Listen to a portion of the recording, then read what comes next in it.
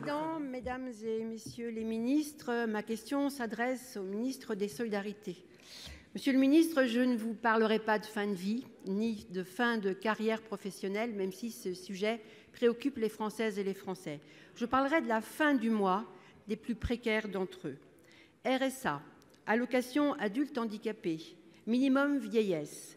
Les minima sociaux ont été revalorisés de 1,6% le 1er avril dernier, après une hausse de 4% l'année dernière en juillet.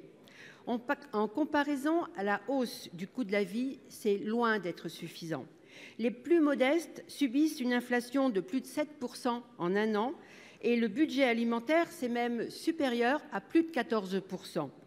Les dépenses du budget d'un ménage d'une femme seule avec 2 enfants augmentent de 170 € par mois et ses prestations et allocations, elles, augmentent de 17 € par mois, 10 fois moins. La sonnette d'alarme a été tirée par le collectif Alerte qui, comme vous le savez, fédère 34 organisations de lutte contre les exclusions. Elle souhaite l'indexation des minima sociaux sur les budgets de référence des ménages modestes, comme le calcul est fait pour le SMIC. Elles exigent dans l'immédiat une hausse de 5% des minima sociaux. Monsieur le ministre, que leur répondez-vous? Pour vous répondre, la parole est au ministre des Solidarités et de l'Autonomie des personnes handicapées, Monsieur Combes. Merci Monsieur le Président, Mesdames et Messieurs les sénateurs, Madame la sénatrice Michèle Meunier.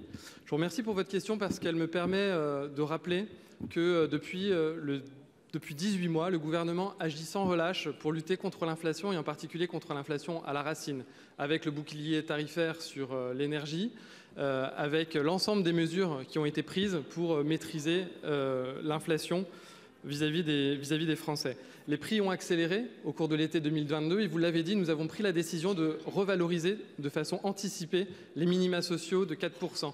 Parce que les plus modestes ont été les plus exposés à l'augmentation des prix à la rentrée scolaire 2022, nous avons distribué une aide exceptionnelle de solidarité de 160 € en moyenne par ménage à la rentrée. Et nous avons continué. Les prix pétroliers ont été les plus dynamiques à augmenter en cette fin d'année. Nous avons mis en place un chèque énergie de 100 à 200 € par ménage. Et vous l'avez dit, à partir d'avril, depuis le 1er avril, les prestations sociales ont été revalorisées de plus de 5,6% sur 12 mois. C'est le niveau d'inflation calculé strictement par l'INSEE au cours de ces 12 derniers mois. Et donc jusqu'à présent, notre réponse face à l'inflation a été à la hauteur et a permis de protéger les Français face à la hausse des prix et en particulier les plus modestes. En 2023, on a un défi majeur, c'est celle de la poursuite de cette inflation, en particulier sur les prix de l'alimentation. C'est pour ça que nous avons pris nos responsabilités et lancé le trimestre anti-inflation pour permettre un accès aux produits de première nécessité dans les supermarchés.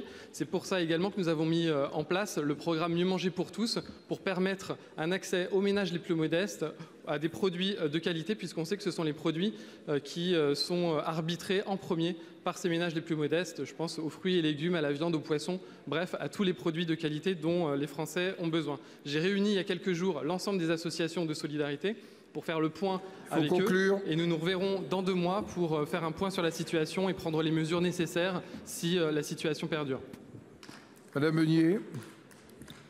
Monsieur le ministre, nous sommes loin du compte. Et pour répondre à cette crise, il faut des politiques publiques de redistribution et de sortie de la précarité. C'est incompatible avec la politique fiscale de votre gouvernement qui concentre les baisses d'impôts sur les entreprises et les plus aisés des Français. On savait cette politique dangereuse pour le climat et on la sait maintenant aussi alarmante pour le climat social.